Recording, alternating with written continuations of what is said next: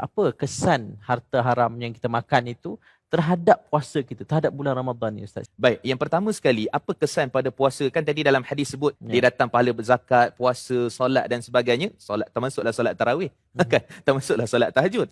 Maka apa dia? Yang pertama sekali kita sebut bahawa ibadah itu, khususnya zakat ataupun infak, wakaf, sedekah itu, tidak diterima oleh Allah Subhanahu Wa Taala. Nabi SAW menyatakan, siapa yang mana menghimpunkan daripada harta yang haram, maksudnya dia tak ambil tahu halal haram, yang penting dia nak sedekah sebab bulan Ramadan kan. Jadi waktu tu kata Nabi SAW, dia takkan dapat setitik pun pahala daripadanya, bahkan dosa pula akan ditimpa kepadanya kerana tak ambil cakna, tak ambil tahu dan suka-suka hati je. Yang kedua, doa kita tidak dimakbulkan oleh Allah Subhanahu Wa Taala. Kan Allah sebut tengah-tengah ayat puasa tu, suruh kita doa banyak-banyak. Wa idza sa'alaka ibadi anni fa inni qarib, kan, bila hamba-Ku berdoa minta pada aku, katakan sungguh aku dekat. Kita banyak doa sebelum buka puasa, waktu sahur. Tapi malamnya kalau kita masih terlibat dengan perkara yang haram, doa kita terhijab dan Allah tidak makbulkan. Dalam hadis riwayat Imam Muslim, hadis sahih, kata Nabi SAW, ada seorang lelaki kat padang pasir, lapar, dahaga, dia angkat tangan doa pada Allah untuk dapat hajat dia lah. Kemudian kata Nabi SAW, wa mat'umu haram, wa mashrabu haram, wal malbasu haram, makan haram, minum haram, pakaian haram, dan juga sentiasa dengan perkara yang haram, bagaimana Allah nak makbulkan doa dia. Dan kemudian yang ketiga, iaitulah bila mana kita masih terbabit dengan perkara-perkara yang haram ini,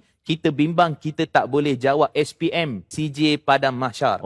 Kerana CJ Padang Mahsyar ni dalam hadis Abu Barzah Al-Aslami radhiyallahu anhu, dalam riwayat Imam Tirmizi, hadis sahih, ada 5 soalan. 2 soalan saja berkaitan dengan harta. Daripada mana kamu debit duit? Maksudnya keluar duit lah. Ke mana kamu keluarkan itu? Dan daripada mana kamu dapat kredit duit? Kredit tadi daripada mana? Penipuan ke, tipu ke, zalim ke, meniaga tapi tipu. Kalau buat iklan marketing, testimoni, menipu, kan? Dan sebagainya. Maka semua itu akan menjadikan pahala kita ini tidak ada nilainya di sisi Allah Subhanahu Wa Taala, disebabkan kita terlibat dengan harta-harta yang haram. Dan yang paling penting, kita tak akan dapat menjawab 2 soalan ni, bocor yang Allah sebut berkenaan daripada mana datang harta dan ke mana kamu belanjakan harta.